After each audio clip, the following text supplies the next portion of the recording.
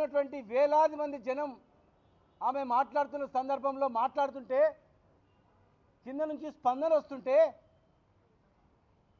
మొన్ననే భర్తను కోల్పోయినటువంటి ఆమె తన భర్తను గుర్తు చేసుకుంటూ బాధతో కన్నీళ్లు తెచ్చుకుంటే అది నువ్వు డ్రామా అంటావా? అది యాక్షన్ అంటావా?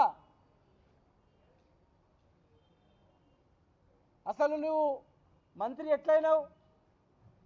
ఆ కమ్మ సామాజిక వర్గం వాళ్ళు ఓట్లేస్తేనే మంత్రి అయినావు. ఇప్పుడు మంత్రి ఎట్లయినావు? ఆ సామాజిక వర్గ కోటలే మంత్రి అయినావు. ఖమ్మం జిల్లాలో ఖమ్మం సామాజిక వర్గం వాళ్ళు మా జాతి గురించి కొట్లాడతాడు, మా వాళ్ళకు ఆపదలో చాదుకుంటాడని చెప్పి మీకు ఆ స్థానం వచ్చింది.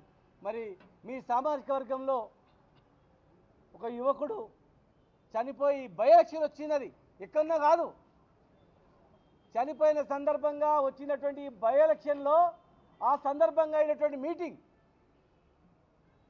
పక్కల కొడుకుంది, కూతురుంది.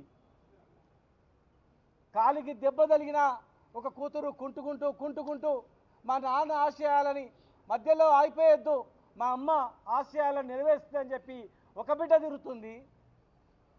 కుడి పక్క కొడుకు, ఒక పక్క బిడ్డ తల్లిని ఓదార్స్తుంటే ఆ ఓదార్చే ఏడుపుని నువ్వు యాక్షన్ అంటే ఆమె చనిపోయినప్పుడు ఎంత బాధపడ్డదో ఇవాళ నీవు అంటే ఆమెకు అంతకన్నా బాధతో కుమిలిపోతా ఉంది.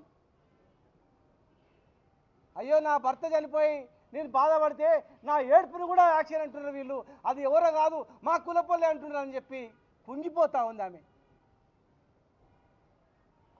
వెంటనే క్షమాపణలు చెప్పాలి. పొన్నం ప్రభాకర్ గారు కూడా నేను అడుగుతా ఉన్నా, దయచేసి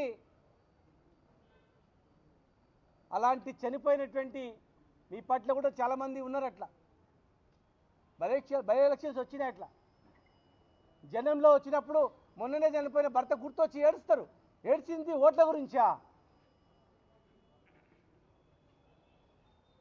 ఇది ఆడవాళ్ళందరూ గమనించాల.